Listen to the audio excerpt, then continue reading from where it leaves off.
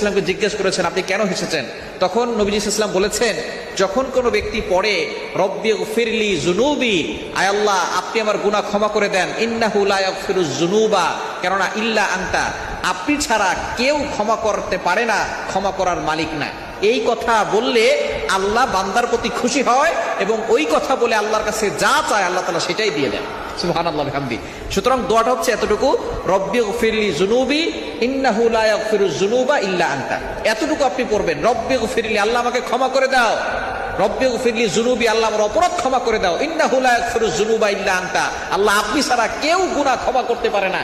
এতটুকু যদি আপনি পড়তে পারেন আল্লাহ পাক রব্বুল আলামিন আপনার দোয়াগুলো কবুল করবেন, কারণ আল্লাহ তাআলা তখন আপনার প্রতি খুশি হয়ে যাবেন। আর যখন আল্লাহকে আপনি খুশি করতে পারলেন তখন আর কোনো চিন্তা নাই, নো চিন্তা ডু ফুর্তি। আপনার যখন চাওয়া পাওয়া আছে সব কিছু আল্লাহর কাছে বলবেন, দেখবেন আল্লাহ তাআলা আপনার সকল চাওয়া পাওয়াগুলো কবুল করে দিবেন।